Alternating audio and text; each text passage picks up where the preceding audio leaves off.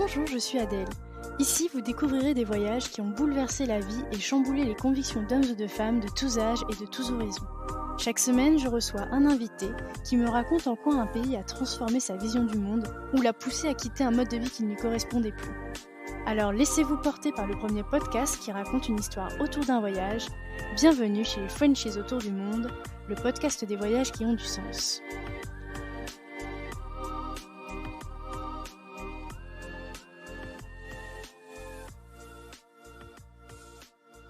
Si vous voulez suivre les coulisses du podcast et être informé des dernières nouveautés, n'hésitez pas à vous abonner au compte Instagram et au compte Facebook Frenchies autour du monde. Les liens sont directement dans la description de l'épisode. Le podcast est également diffusé toutes les semaines sur la web radio Allô la planète. Je vous souhaite une belle découverte sur allolaplanète.fr.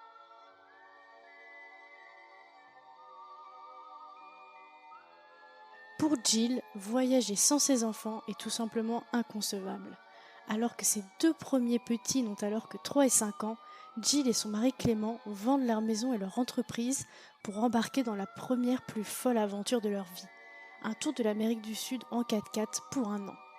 Ils reviennent avec des souvenirs plein la tête, de moments hors du commun avec Martin et Rose, mais aussi avec la conviction que les voyages ne sont pas incompatibles avec une vie de famille.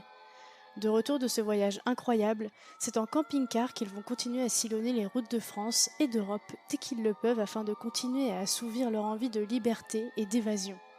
Entre-temps, la famille s'agrandit avec l'arrivée de Raphaël puis de Sarah. Et c'est donc avec leur tribu de 4 enfants que Jill et Clément vont organiser un nouveau grand voyage de 2 mois au Cap Nord, au départ de Toulouse. Ensemble, on retrace le fil rouge de leur voyage. Comment se prépare-t-on quand on a 4 enfants, dont 2 encore en bas âge ? Qu'amène-t-on quand on part aussi avec 2 chiens et qu'on s'apprête à vivre à 6 dans un camping-car ? Gilles nous raconte des moments forts de leur voyage, en passant par des anecdotes et des rencontres qui font toute la richesse d'un voyage sur les routes. Enfin, nous reviendrons sur sa vision et sa philosophie du voyage que Jill souhaite transmettre à ses enfants avec son mari. Elle a d'ailleurs écrit un livre pour relater tout son cheminement en tant que maman et voyageuse pour vous aider, vous aussi, à oser vous lancer dans l'aventure de votre vie. Et on ne pouvait pas être mieux aligné puisque vous le savez très bien, ce podcast a exactement la même mission. Alors il ne me reste plus qu'à vous souhaiter une très belle écoute en compagnie de l'incroyable Jill. Salut Jill. Salut. Bienvenue dans le podcast. Merci beaucoup de m'avoir invitée. Écoute, ça me fait très plaisir de t'accueillir aujourd'hui dans le podcast. Je te propose de commencer tout de suite par te présenter pour les auditeurs qui ne te connaîtraient pas. Donc de donner ton prénom, ton âge, la ville où tu habites et puis ton métier. Qu'est-ce que tu fais dans la vie ? Alors je suis Jill, j'ai 31 ans, j'habite Toulouse et je suis créatrice de contenu. J'ai lancé mon Instagram il y a 5 ans et c'est mon métier depuis un peu plus d'1 an et demi. Est-ce que tu peux nous dire un petit peu quel type de voyageuse tu es ? Peut-être que ça a évolué à travers les années, mais tu peux peut-être nous raconter cette évolution. J'ai pas eu l'occasion de beaucoup voyager avant de devenir maman parce que du coup j'ai 4 enfants, ça je vous l'ai pas dit. Mais j'ai 4 enfants et j'ai commencé plutôt jeune, ce qui a fait qu'on n'a pas beaucoup voyagé sans eux. Un petit peu, mais pas beaucoup. Donc je dirais que je suis la maman voyageuse qui adore partir avec ses enfants. Je me prends pas du tout la tête. On a testé pas mal de véhicules aménagés différents, mais on a aussi voyagé en sac à dos. Enfin, on a fait pas mal de choses différentes et à chaque fois, on adore en fait découvrir le monde avec nos enfants. Ouais, c'est vrai que ça a l'air génial à faire à travers tout ce qu'on a pu voir sur ton compte, etc. Ça fait envie. C'est très chouette. C'est pas toujours facile parce que maintenant, quand même, on a 4 enfants. C'était plus facile quand on n'avait que 2 à l'époque. Et puis les 2 derniers sont encore très petits, mais tu vois, je dirais que c'est une façon dont ils ont grandi aussi. Donc voilà, c'est plutôt fluide. Ok, et est-ce que tu peux nous dire d'où est-ce que te vient la passion du voyage ? Alors moi j'ai été bercée par les récits de safari de mon grand-père. Il était vraiment passionné d'Afrique et quand on dormait chez mes grands-parents, tous les matins, il nous racontait au petit déjeuner des histoires de safari, d'éléphants et de girafes. Donc je pense que ça m'a éveillé pas mal de curiosité.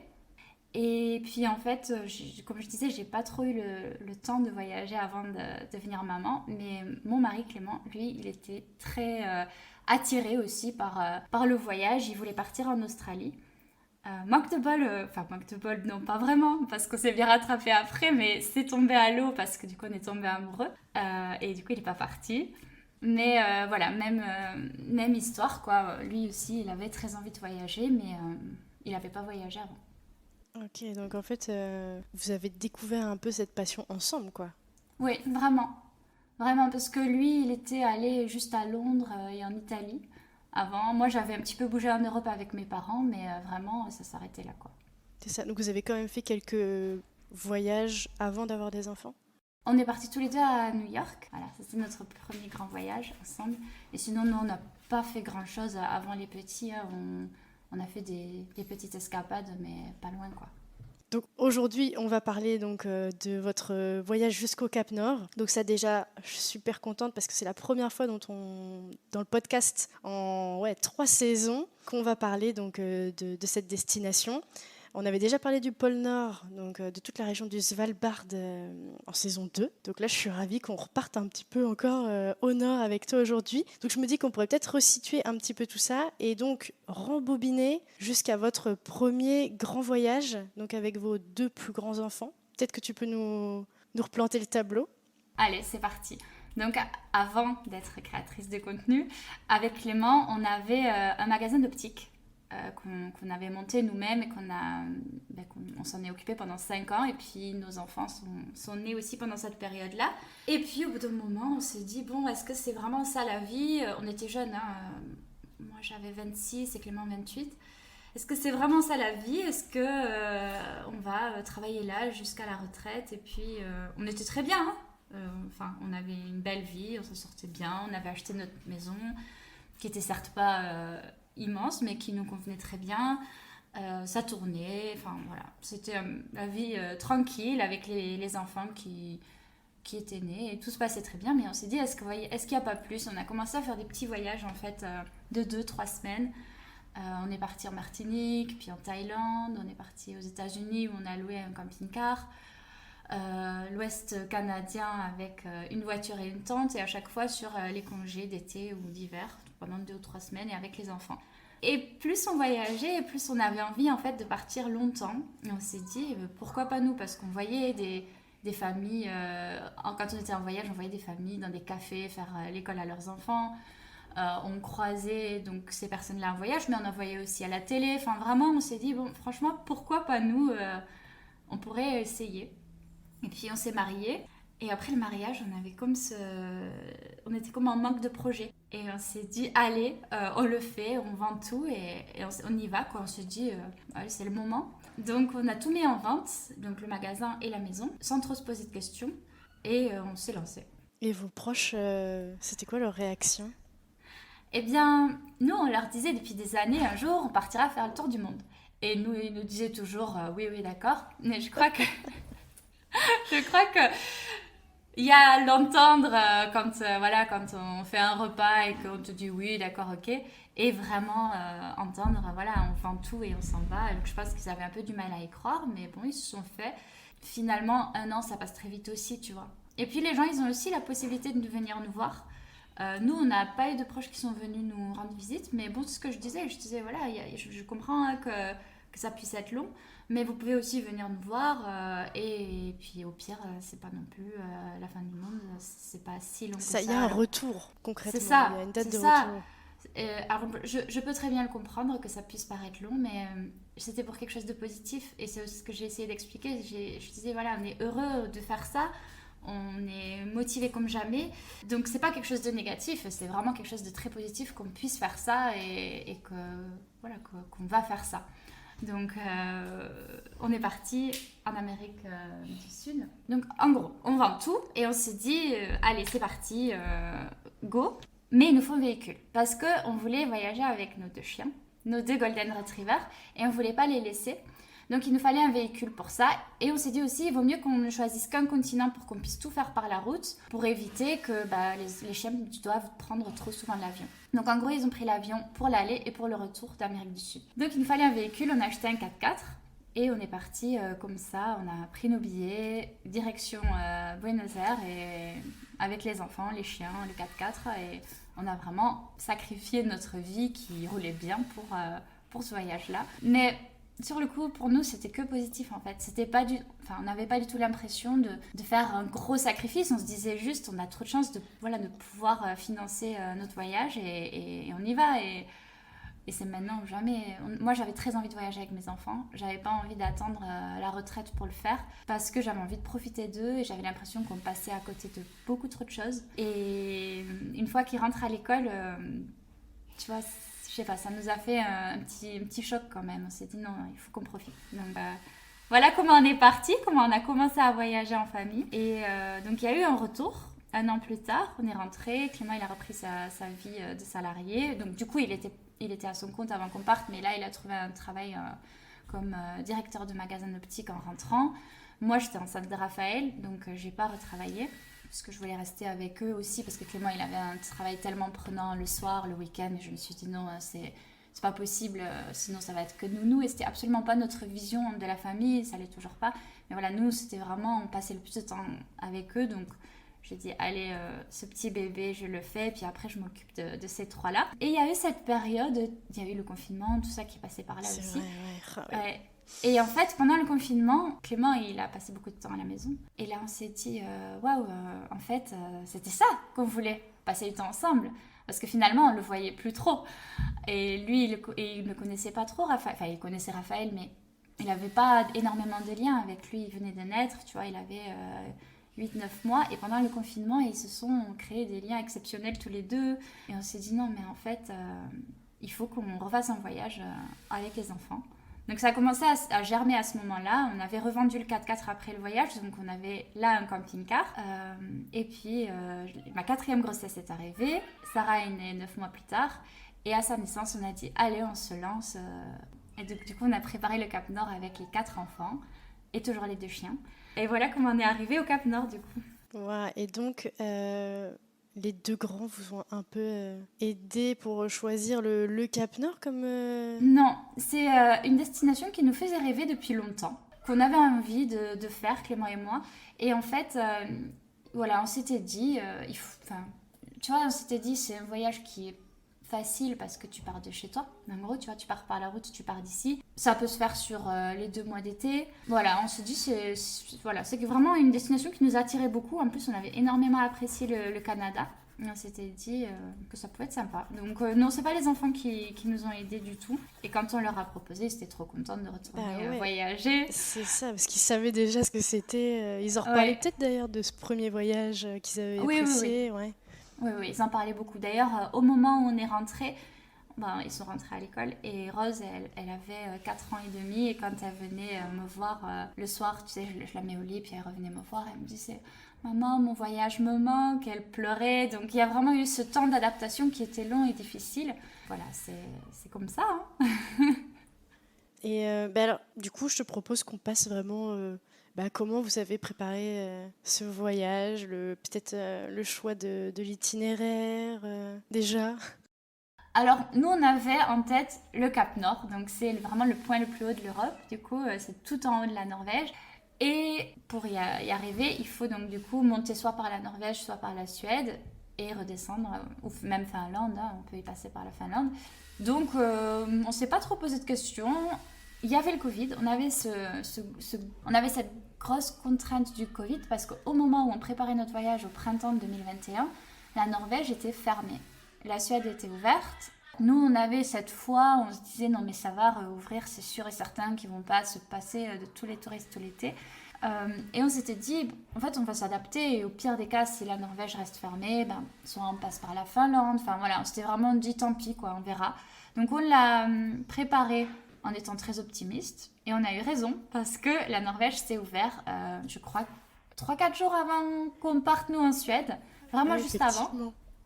Ouais, c'était un pari, mais bon, tu vois, on se disait, au pire, c'est pas très grave, il y a d'autres pays autour qui ont l'air super.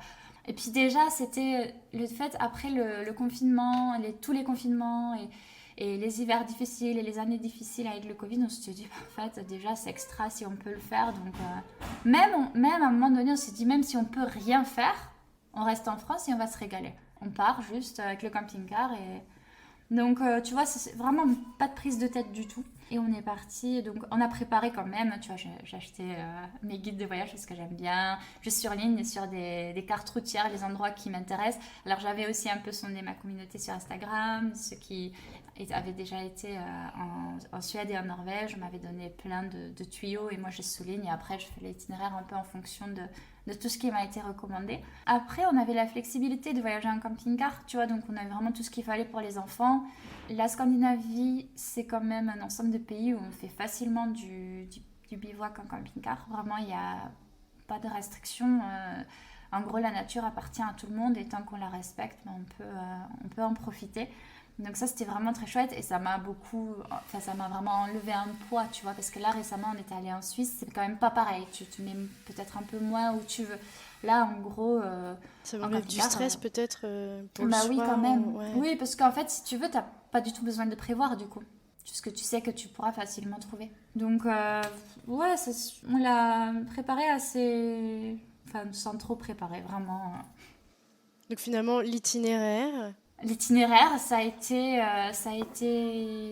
de Toulouse jusqu'à Strasbourg. Ma sœur habite là-bas, on est resté quelques jours. Ensuite, on est monté d'un coup jusqu'au nord de l'Allemagne. Et là, on a pris un ferry pour la Suède. Alors pareil, pourquoi le ferry ? Je ne sais pas si en temps normal, je le ferais forcément. Peut-être qu'il vaut mieux passer par le Danemark. Mais là, en fait, c'était le Covid. Donc, en gros, on s'est dit... Bon, on prend le ferry de Rostock en Allemagne jusqu'en Suède. Ça nous fait une frontière en moins parce que c'était compliqué, ça changeait tout le temps. Et on s'est dit au moins on a juste une frontière à passer et on passe pas par le Danemark parce qu'on savait pas trop, tu vois, comment ça se passait le Danemark. On a commencé par la côte ouest de la Suède. On est monté tout doucement. On s'est vraiment régalé parce que l'eau elle était super bonne. Et ça on s'y attendait pas du tout. On se dit c'est bon, le Grand Nord il fera forcément froid. Mais pas du tout l'inverse. Ah non, mais vraiment, mais nous aussi. Et pas du tout, tu vois, on s'est régalé. Les enfants, ils se baignaient tous les jours, autant dans la mer que dans les lacs. Et en plus, à Toulouse, il pleuvait, on avait des messages comme quoi la météo était terrible. Et nous, on était super bien. C'était un peu le monde à l'envers. Et puis, on est passé par les grands lacs du centre, où là, vraiment, c'est extraordinaire parce que tu as des grandes forêts. T'as des grands lacs, des lacs partout, tu te poses où tu veux, enfin c'est magnifique vraiment, t'es vraiment en plein milieu de la nature, un peu finalement comme au Canada. Moi ça m'a fait beaucoup penser au Canada, sans les animaux j'ai envie de dire parce qu'on en a vu peu, ou si on en a vu mais une fois le cercle polaire passé. Mais à cet endroit-là, avec les lacs, tout ça, on n'en voyait pas trop. On a vu 2 élans le long de la route pendant qu'on était sur des autoroutes. Mais sinon, c'est vrai que voilà, c'est un peu la différence avec le Canada, je dirais. Mais peut-être de manière générale en Europe, tu vois. Parce que là, pareil, comme je disais, on est allé en Suisse, on n'a pas vu grand-chose. Mais pourtant, c'est magnifique. Après, tu vois, les paysages sont incroyables. Donc voilà, on est monté par la côte est jusqu'à Skulesgågen, qui est un parc national. Là, on a pas mal randonné, c'était vraiment magnifique. Et puis, on est monté par des cascades jusqu'à Jokkmokk, qui est une ville, du coup, au-dessus du cercle polaire. Parce que, du coup, je cherche, mais oui, ça y est, on l'avait passé. Et là, on a eu des nouvelles de la part d'une famille française qu'on avait croisée, mais qui habitait en Suède. On les a croisés dans un musée. Ils nous ont dit, mais... vous voulez aller en Norvège, ben renseignez-vous parce que la Norvège est en train de fermer ses portes aux enfants non vaccinés. Alors qu'à l'époque, en plus, il n'y avait même pas de vaccin pour enfants. Mais bon, ok, on s'est dit c'est fou. Mais en fait, je pense qu'ils ne voulaient pas trop des touristes, tu vois. Donc, on n'était pas très loin de la frontière norvégienne, mais nous, on n'avait pas du tout prévu de passer la frontière encore. Et on a, au dernier moment, du coup, changé vraiment notre itinéraire. Et puis, on est monté par... la Norvège jusqu'au Cap Nord. Mais là, t'es quand même déjà très haut parce que t'as passé le cercle polaire. Tu vois, il restait 1000 km, je pense. C'est quand même 1000 km, hein, parce que c'est très, très grand. Hein. On a fait, je crois, si je dis pas de bêtises, 12 000 km sur les 2 mois. Donc, c'est entre 10 et 12. Donc, c'est très, très, très grand. On est monté jusqu'au Cap Nord et on n'a pas eu de chance. en Norvège. Autant en Suède, on a eu beau temps presque tous les jours. On pouvait se baigner même jusqu'à très haut dans le pays. D'ailleurs, on s'est vraiment régalé aussi dans les parcs au-dessus du cercle polaire. On a pu se poser, c'était magnifique. Mais en Norvège, on n'a pas eu de chance. Et voilà, c'est quelque part aussi ce qui va faire que tu réussis bien en voyage ou non, c'est toujours un peu la météo. Et là, en fait, il faisait froid et humide, mais ce qui était surtout très dérangeant, c'était qu'il y avait beaucoup de brouillard, souvent, et on voyait pas les paysages. Ok. Ah, effectivement, c'est un peu con.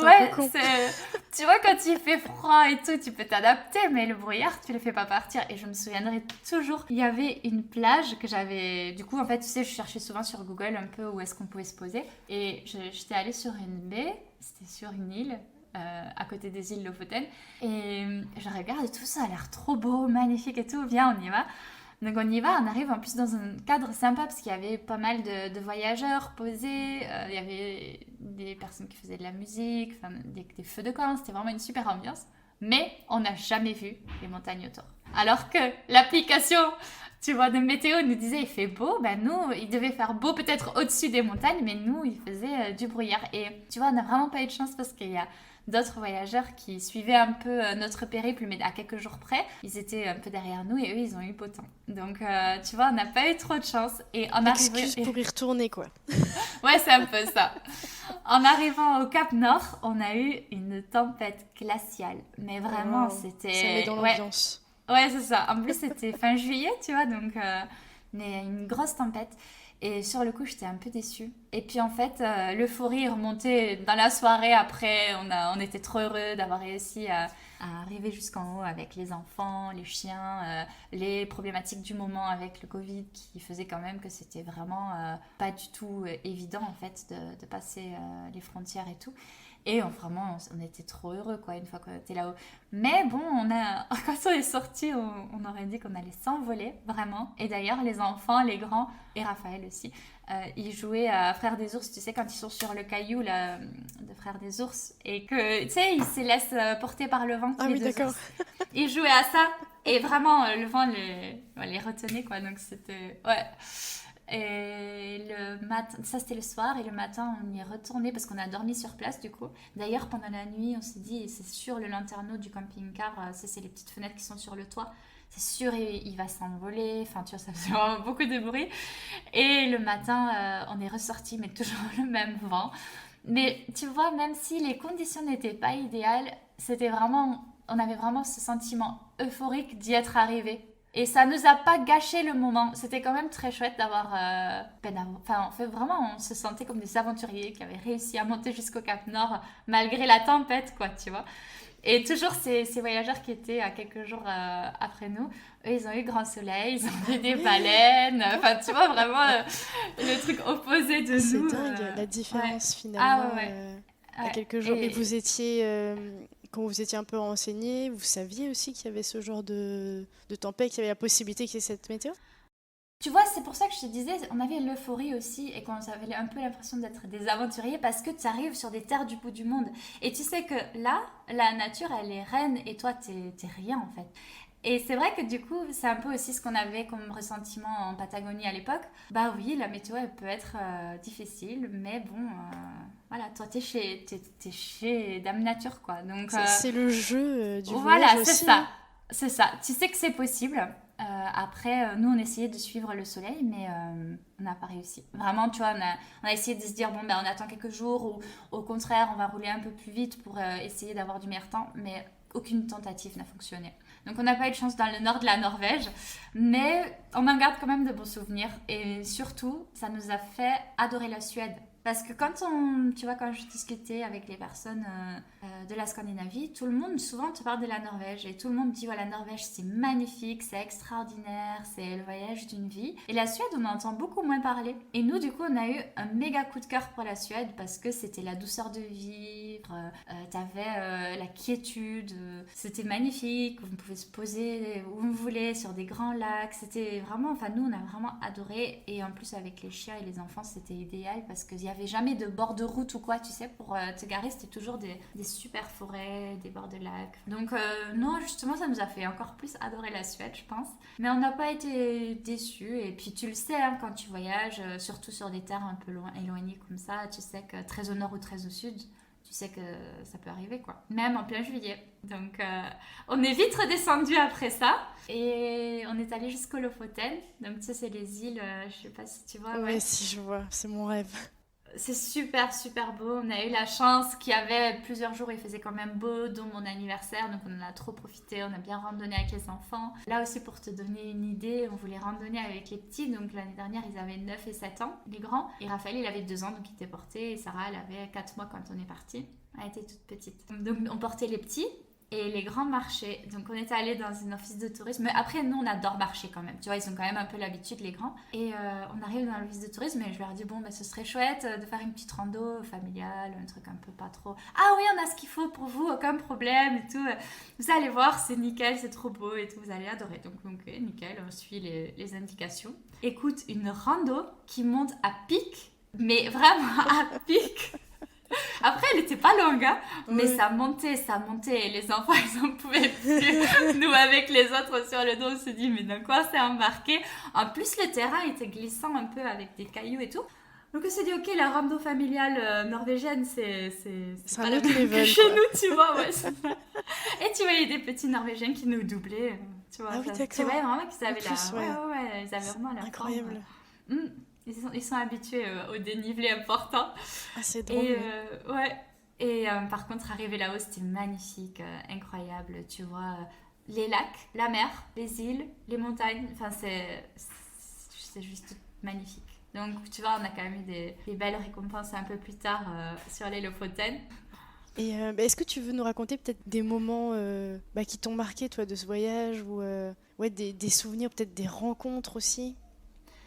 On a rencontré plusieurs familles, alors deux familles et 2 couples pendant ce voyage. On a croisé tout le monde en Norvège, c'était marrant d'ailleurs. En Suède, on n'a pas croisé de personne. Et on s'est retrouvés un soir avec 4 véhicules français, quelque part dans les Lofoten, et on a fait du feu et on a discuté, et puis passé une super soirée. Tout le monde a cuisiné des petites choses, on a tout partagé ensemble.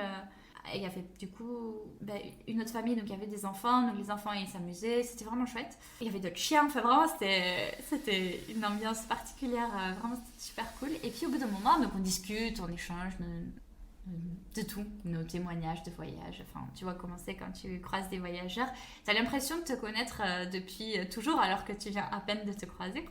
Et puis au bout d'un moment, je regarde ma montre et j'ai dit, mais les gars, il est 2h du mat et il faisait encore jour, parce que tu sais, quand tu voyages dans les terres du Nord comme ça en plein été, t'as le soleil de minuit, et en fait personne n'avait réalisé que c'était 2h du mat. On avait l'impression que c'était 9h du soir, tu vois, et ça faisait des heures et des heures qu'on discutait, et puis du coup tout le monde était allé au lit.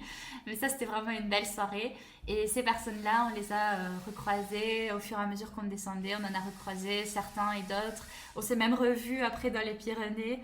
Tu vois, un peu plus tard. Donc, vraiment une belle rencontre norvégienne, oui. Puis les voyages, souvent en tout cas, dans les échanges là, que j'ai pour le podcast, etc., on remet toujours en avant le fait que c'est vraiment le partage, quoi, et les rencontres, le plus fou dans les voyages. Toi aussi, c'est ce que tu ressens? Oui, c'est aussi ce que je ressens. Et après, il y a le côté aussi un peu famille, c'est d'avoir du temps de qualité avec nos enfants, tu vois. Ça, c'est la deuxième, le grand plus des voyages, c'est aussi ça. Mais en effet, oui, les rencontres, d'ailleurs, pendant notre... Parce que là, c'est un court voyage, tu vois, il a duré que 2 mois, donc oui, on a rencontré des personnes, mais peut-être pas autant que sur notre long voyage en Amérique du Sud, où là, tu vois...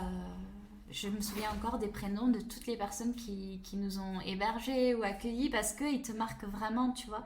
Alors que c'était en 2017-2018, donc Oui, les rencontres en voyage sont très fortes et d'ailleurs, comme je t'ai dit, tu as l'impression que t'es ami, que tu te connais depuis des années, ça passe toujours, dans 99% le courant passe et c'est extra parce que tu as les mêmes passions et c'est vrai qu'avec les personnes de notre quotidien, on a peut-être un peu moins ça parce qu'on n'a pas forcément cette passion du voyage en commun, donc quand on parle voyage, c'est pas la même quoi. Mais oui, c'est extra.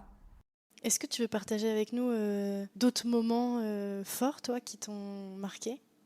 Bah, du coup, la soirée du Cap Nord, ça c'était vraiment une soirée très très éprouvante. Enfin, ouais, on a ressenti beaucoup d'émotions. On était tellement heureux d'y arriver. On avait mis la musique à fond, tu vois, on avait tous dansé et tout. On était vraiment trop euphoriques en fait d'avoir réussi.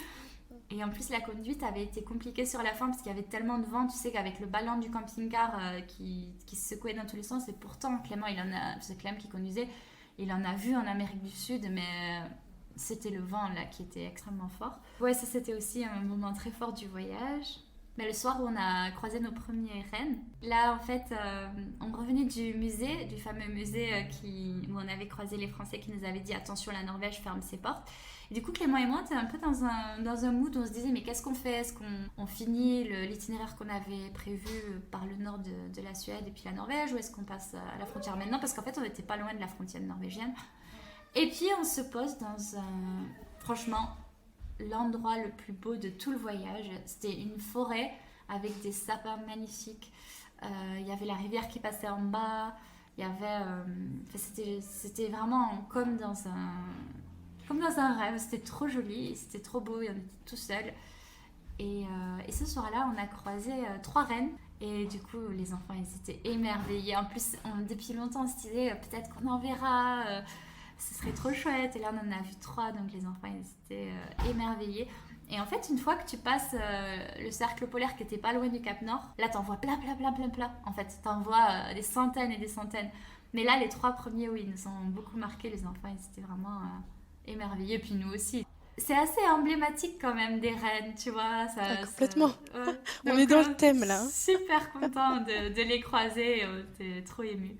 Et puis ouais, c'est vrai que là, il y a les fées qui sont en liberté. C'est pas comme si tu vas dans un parc où tu les vois parqués dans des enclos trop petits pour eux. Enfin bref, c'est vrai que là, c'est toujours de l'émerveillement, je trouve, du coup, quand on les voit comme ça, heureux dans leur habitat, on va dire. Mais tu vois, nous, ça fait très longtemps qu'on n'est pas allé au zoo. Parce que j'ai dû les amener quand ils étaient tout petits, les grands. Comme tu dis, c'est quelque chose qui n'est pas trop en accord avec, tu vois, les valeurs que j'essaye aussi de leur transmettre. Donc, on a complètement arrêté, en fait, d'aller au zoo, les cirques, tout ça. Et c'est vrai que du coup, quand tu les vois dans leur milieu naturel, c'est extraordinaire, quoi. Donc, moi, j'ai ma fille Rose, elle a 8 ans, mais elle avait 7 ans à l'époque. Elle est vraiment... elle adore les animaux, c'est vraiment sa passion, tu vois. Donc elle a plein de livres, elle les étudie, elle me dit plein d'anecdotes sur les animaux et je trouve ça magique, ouais. Là, on est allé au Muséum d'histoire naturelle à Gênes et tu sais, t'as pas mal d'animaux qui sont empaillés. Et du coup, elle a pu les observer de près et elle me disait ah ben tu sais maman, cet œuf là, il pourrait pas être conservé aussi longtemps. C'est qu'ils ont fait un petit trou, tu le vois le trou là, ils ont vidé l'œuf. Tu vois, elle avait appris pas mal de choses et ça c'est grâce à ses livres. Elle a 8 ans, elle m'apprend plein de trucs donc c'est trop cool. Et on était trop contents aussi. Du coup, on a pu revoir plein d'animaux qu'on voyait en Amérique du Sud dans ce musée d'histoire naturelle. Donc tu vois, il y a aussi une autre façon finalement de les voir. Mais bon, après aussi je me dis d'où viennent les animaux. Bon, peut-être qu'ils viennent de zoo, mais bon. Ces animaux empaillés viennent bien de quelque part aussi. Mais c'est vrai que ça permet quand même de les observer de près, de les voir. Et tu vois, Sarah, maintenant elle a 18 mois. Elle a été émerveillée par ce musée. Et pourtant, elle a 18 mois. Je me suis dit, bon, ce sera peut-être pas très intéressant pour elle. Mais elle rugissait au lion, tu vois, c'est marrant. Mais vraiment, elle le vivait à fond, quoi. Ah oui. Donc oui, voir les animaux en liberté, c'est extraordinaire. Et du coup, à travers ces voyages, finalement, vous leur transmettez évidemment la passion pour ça. Mais je me dis, on pourrait peut-être développer un petit peu sur tout ce que finalement vous leur transmettez et ce que ça leur apporte à vos enfants. Je sais pas, je suis toujours très curieuse de voir, tu vois, ce qu'ils vont faire de tout ça en grandissant. Moi, ce qui m'importe le plus, c'est de leur donner du temps. Vraiment, en fait, j'insiste là-dessus, c'est ce qui a été moteur dans tous nos projets de voyage, c'était juste de profiter d'être avec eux. Et finalement, tu vois, peu importe où tu vas, peu importe si tu vas en Norvège ou si la Norvège est fermée, qu'il faut aller en Finlande, qu'il faut aller ailleurs, enfin qu'il faut s'adapter, peu importe si c'est près ou loin, pour moi, vraiment, ce qui me motive, c'est de passer du temps avec eux, de qualité, et d'avoir vraiment du temps avec eux. Donc, je dirais que rien que ça, tu vois, le fait d'avoir des moments privilégiés avec les parents et les frères et sœurs, je trouve ça extra. Après, ça les a beaucoup éveillés aussi sur le monde. Rose, elle a appris à nager au Galapagos, tu vois, Ah oui, carrément. Donc, c'est trop cool. Excusez-nous. Oui. Donc, elle nageait avec des otaries. Enfin, tu vois, c'est extraordinaire. Donc, elle a des souvenirs magnifiques et elle dit toujours, il faudra absolument qu'on amène Raphaël et Sarah au Galapagos. Alors, je lui dis, oui, ce serait cool, mais bon, c'est quand même un peu loin. Je suis pas sûre qu'on puisse le refaire. Mais tu vois, pendant notre long voyage en Amérique du Sud, il y a des choses qu'on se dit, est-ce qu'on le fait, est-ce qu'on le fait pas, c'est hors budget, est-ce que on ne devrait pas, tu vois, voyager plus longtemps, mais peut-être pas faire certaines choses. Et les Galapagos, ça a été ça, tu vois. Est-ce qu'on y va, est-ce qu'on n'y va pas, ça va nous faire quand même un trou dans le budget et tout. Au final, on y est allé. Et tu vois, je regrette absolument pas. C'était extraordinaire, c'était un des plus beaux moments du voyage, vraiment, tu vois, c'était vraiment un temps fort, quoi. Et les souvenirs des enfants, c'est extraordinaire. Donc, tu vois, ouais, passer des bons moments en famille et les voir s'émerveiller et s'émerveiller ensemble, voilà, pour moi, c'est ce qui me motive dans tous ces projets-là. Et forcément aussi, ça les éveille, ça les fait quand même voir le monde autrement. C'est que positif, c'est que bénéfique pour eux.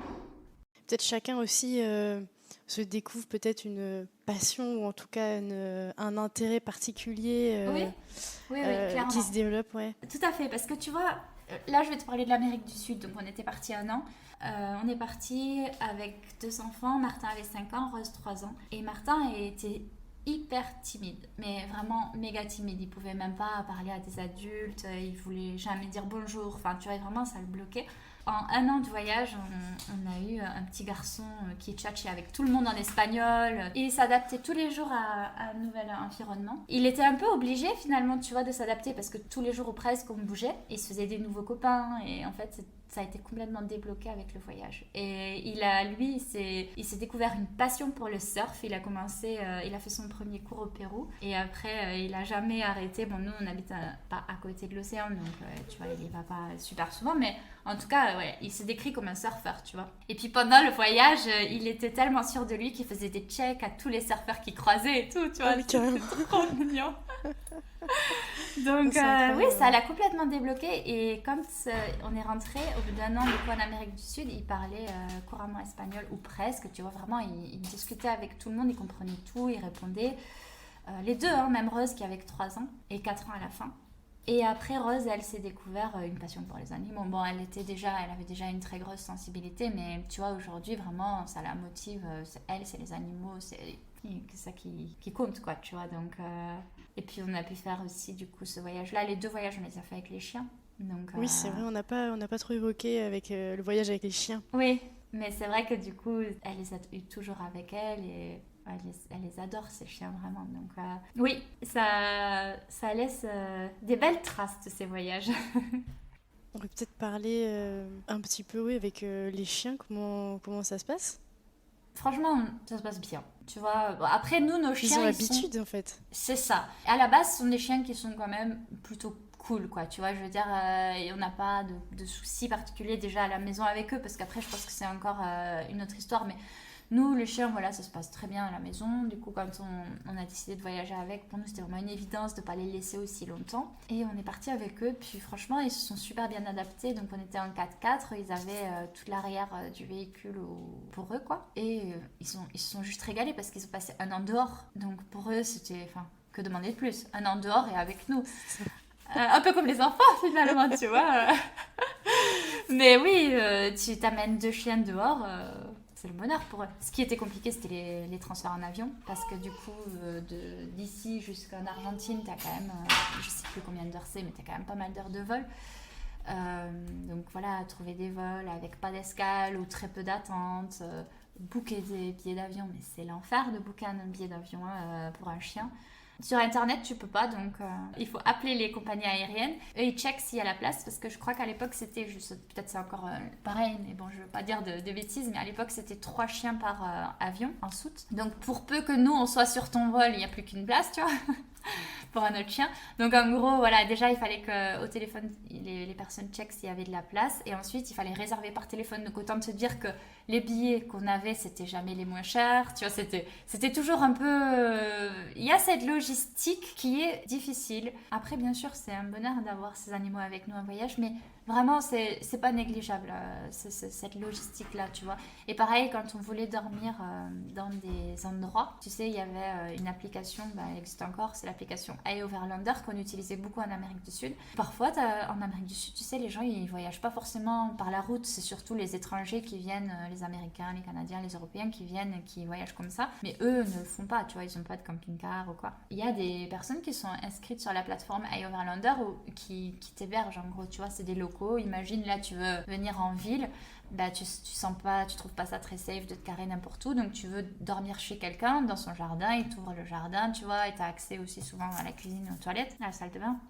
Donc ça, on s'en servait beaucoup. Et à chaque fois, parfois, c'était un peu compliqué avec les chiens, tu vois, de dire, bon, voilà, on est 4, mais on a aussi 2 chiens, tu vois, et ok, mais ils vont pas manger mes poules, ou tu vois, ok, mais ils font pas de bêtises, ils aboient pas, non, les chiens, on n'en veut pas. Enfin, tu vois, il y a quand même une contrainte en plus qui n'est pas négligeable, même si après, c'est beaucoup de bonheur, mais je mettrai quand même en garde les gens que c'est pas rien, tu vois. En fait, au quotidien, ça se passe bien. Quand tu peux être dehors, c'est nickel. Mais bon, c'est vrai que quand tu veux faire une visite ou quand tu veux dormir sur quelque chose d'un peu plus encadré, parfois c'est un peu compliqué. C'est ça, est-ce que du coup pour une visite, il faut qu'il y en ait un ou deux qui restent avec... Non. Tu vois, on voulait pas...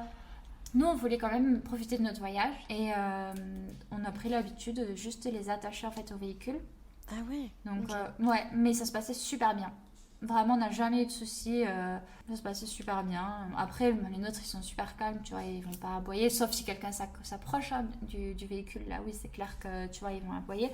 Mais non. Ouais. Après, on les a... Mais ça, c'est que sur les visites où ils sont pas autorisés. Donc, c'est tout quand le même reste très rare. avec vous. Ouais. Super. Ouais. Donc, c'est quand même rare. Mais bon, après, les programmes sur les visites, c'est pas toujours facile non plus, tu vois. Parce que tu as déjà tes enfants à surveiller et tout. Donc ça fait quand même une grosse logistique. Après, si tu as un véhicule un peu plus grand comme un camping-car, tu peux bien aérer et tout, peut-être que c'est plus facile. Mais nous, dans le 4x4, on ne pouvait pas les mettre à l'intérieur. Ils auraient eu beaucoup trop chaud. C'était pas possible. Mais ça s'est toujours bien passé. Puis on était quand même globalement bien accueillis avec eux. Tu vois, souvent on me disait, oh, ils sont trop beaux. Mais comment ça, ils ont pris l'avion, c'est pas possible. Mais non. Puis vraiment, ils étaient super heureux.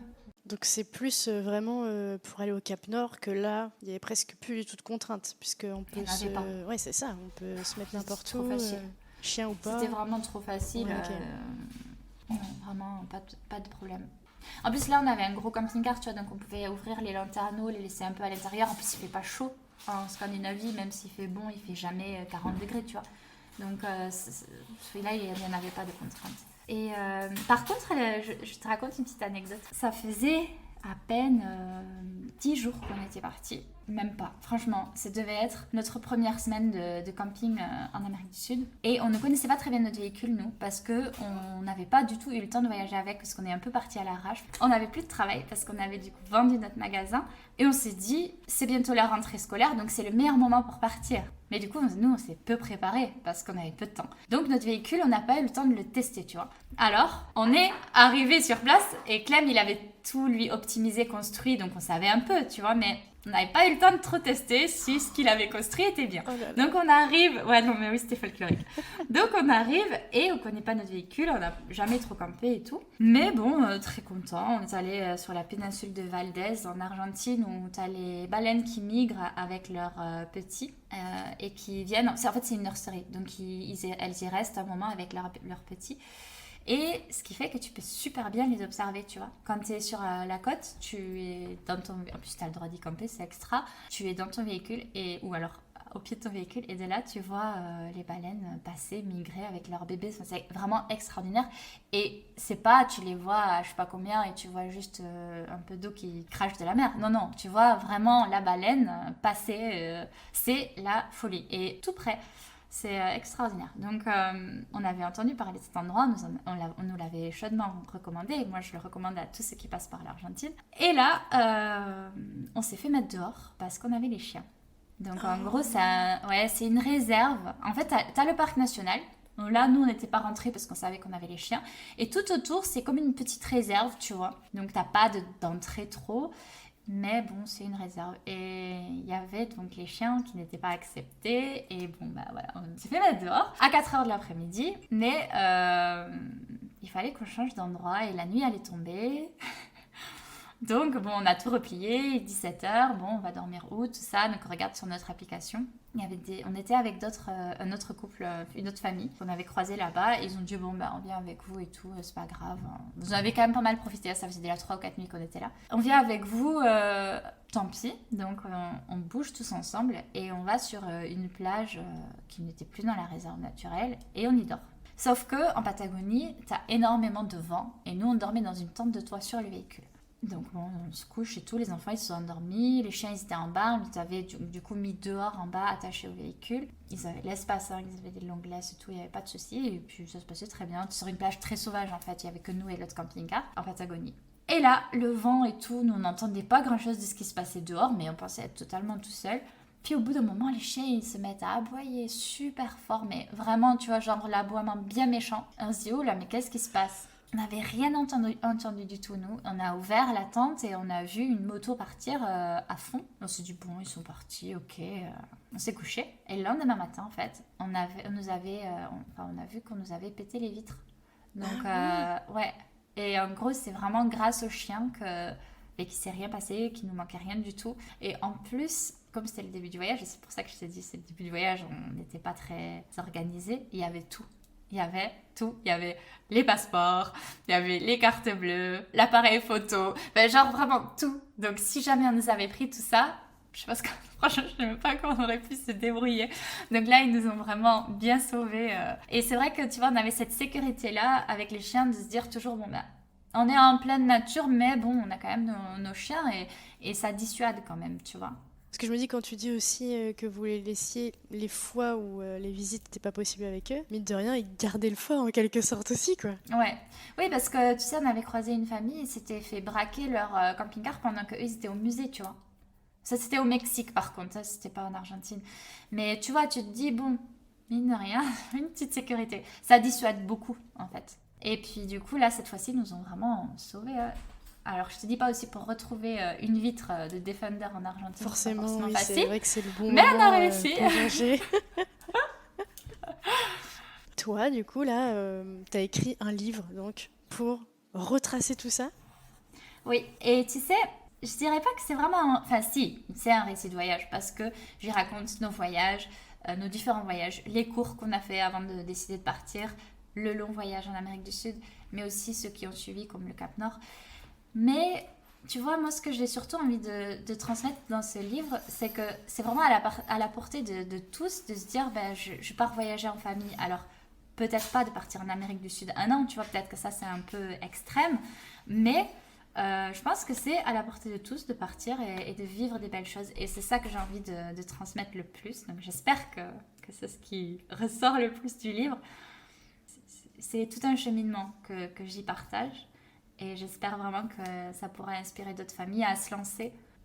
Moi, c'est de toute façon l'essence même du podcast. Et d'ailleurs, quand je le présente, j'oublie toujours de le dire. Mais la mission de mon podcast, c'est en fait encourager des personnes à oser partir explorer, réaliser le rêve ou l'expatriation qu'ils ont envie de faire depuis des années, qui c'est dans un coin de leur tête, mais qui n'osent pas franchir le cap. Et en fait, moi, c'est vraiment ça.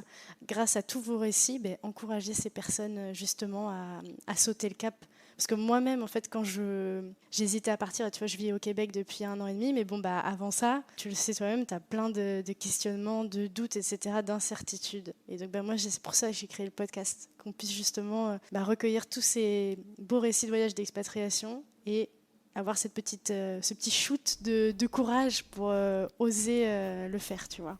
Je vois ce que tu veux dire. Même raison pour le livre, tu vois. C'est génial alors. Parce que, en gros, depuis 2017, j'ai ouvert mon compte Instagram. Il y a aussi la chaîne YouTube, du coup, qui retrace pas mal de voyages. Et en fait, le livre a été vraiment, je pense, une suite à ces réseaux, à ce qu'on a partagé, à ce qu'on a échangé avec notre communauté. Quand j'ai écrit mon livre, je pensais tout le temps à ma communauté, aux questions qu'on me posait, tu vois, à tous les échanges qu'on peut avoir quotidiennement. Et du coup, oui, ce livre, je l'ai vraiment écrit dans le but ou dans l'espoir de toucher peut-être ces personnes-là qui hésitent encore, mais qui pensent que c'est pas possible, tu vois. Parce que vraiment, si nous, on a pu le faire, tout le monde peut le faire. Bah, écoute, déjà, merci beaucoup pour cette petite heure là, que tu m'as accordée pour qu'on puisse discuter toutes les deux là, de ces voyages et puis notamment du Cap Nord. Ça m'a fait super plaisir d'en découvrir un peu plus et puis discuter avec toi parce que c'est pas pareil quand on voit juste tes stories, etc. Donc c'est vraiment chouette d'avoir l'interaction, on va dire. C'est clair. Et écoute, moi ce que je te propose, c'est de conclure cet épisode en encourageant donc des parents qui n'osent pas partir en voyage en famille à oser, tout simplement. Quand on hésite encore, je pense que ce qui peut être super sympa, c'est d'essayer de partir sur une destination moins lointaine, moins longue, et de pas trop se mettre de difficultés, tu vois. Par exemple, notre tout premier voyage en famille, c'était la Martinique. Et bon, tu me diras, c'est quand même déjà loin, mais oui. Ce qui me rassurait... Ce qui me rassurait, c'était de me dire, là je suis en France, si jamais ma fille elle est malade, elle avait 6 mois, si jamais elle est malade, ce sera pas compliqué, ma carte vitale elle va marcher, je pourrai échanger facilement avec le docteur, il y aura toutes les infrastructures nécessaires. Tu vois, c'est quelque chose qui me rassurait beaucoup. Or aujourd'hui, je sais très bien que tous les hôpitaux qu'on a pu voir en Amérique du Sud étaient à la hauteur de ce qu'on a pu voir en Martinique. Ça, vraiment, je tiens quand même à le dire, mais c'est quelque chose qui me rassurait à l'époque. Donc, peut-être partir sur quelque chose qui nous rassure, qui nous fait pas trop peur, et ensuite aller doucement de voyage en voyage pour faire quelque chose d'un peu plus fou, un peu plus grand. Nous, notre voyage en Amérique du Sud, clairement, j'aurais jamais commencé par ça. Jamais. Je pensais même pas que c'était possible de ne pas mettre ses enfants à l'école pendant 1 an. À l'époque. Donc, je pense que c'est un cheminement qu'il faut se laisser le temps d'essayer, de voir ce qui nous plaît, ce qui nous plaît pas. Mais ça, c'est pareil pour les véhicules aménagés. C'est quand même une organisation, mais après, ça apporte aussi une liberté. Voir si on aime ça, si on arrive à supporter être avec son conjoint et ses enfants 24 heures sur 24 dans un espace confiné, parce que c'est pas toujours facile. Donc, commencer petit et voir ce qui nous plaît, et puis surtout profiter, pas se prendre la tête. Nos enfants, c'est vraiment des éponges en fait, et quand on part et que nous on est stressés, ils le ressentent, et c'est vraiment moins cool quand ils le ressentent ça. Alors que s'ils sentent des parents décontractés, et oui, il y aura forcément des petits moments difficiles, mais c'est pas la fin du monde, on va y arriver. Eh bien, les enfants, ils sont beaucoup plus rassurés parce qu'en fait, surtout les petits enfants, tu vois, ils ont quand même besoin de sentir que, ok, on change d'endroit, mais maman, elle a l'air contente, donc ça va être cool. Donc, être cool et décontracté et profiter. Et surtout aussi, ne pas écouter trop les on-dit, tu vois, ne pas écouter trop les personnes qui vont nous dire ah bah quoi, bah pourquoi, de toute façon, il va pas s'en souvenir, ça, mais il faut même pas l'écouter. Non, il faut s'écouter soi et on le fait pas pour les Parce autres. que mine de rien, peut-être que oui, les souvenirs, oui, il va pas se souvenir en détail comme toi, mais le lien que ça crée, c'est quand même à vie. Enfin, moi, je le vois comme ça en tout cas. Ouais, non, mais je suis tout à fait d'accord. Et tu vois, moi, mes enfants, quand on est parti en Amérique du Sud, ils étaient quand même petits, ils avaient 5 et 3 ans. Et pourtant, aujourd'hui, Rose, qui avait 3 ans à l'époque, elle me parle de beaucoup, beaucoup, beaucoup de souvenirs. Alors, on a beaucoup de photos, on en parle et tout, mais c'est en elle, quoi, c'est là. Et pourtant, à 3 ans, on a du mal à croire que ce soit possible, mais c'est en elle. Et ça le sera toujours, ça fait partie d'elle, et je pense que c'est un beau cadeau. Merci beaucoup pour ces petits mots de la fin. Avec plaisir. Merci beaucoup pour l'invitation. Avec plaisir. Et puis moi, je te souhaite une belle, je sais pas comment on dit, une belle sortie pour ton livre. Mais oui, c'est dans quelques jours, là, il sort le 8 septembre. Donc, moi, j'ai le stress qui monte un peu, mais je suis contente. Il était super bien accueilli par les personnes qui me suivent sur Insta, donc ça m'a fait trop chaud au cœur. Mais c'est vrai que c'est toujours stressant parce que j'ai laissé un bon bout de moi-même dans ce livre, donc beaucoup de personnel. Mais je suis vraiment super contente d'avoir eu la possibilité de l'écrire. Donc, ouais. Moi, j'ai hâte de le découvrir en tout cas. Merci. Et je te dis à très bientôt. À très bientôt. Bye. Merci.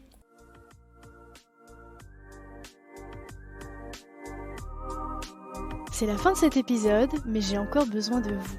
Si vous avez Apple Podcast, n'hésitez pas à laisser 5 étoiles et même à mettre un petit avis. Cela m'aide énormément à faire gagner en visibilité à ce podcast. Si l'épisode vous a plu, n'hésitez pas à le partager au plus grand nombre.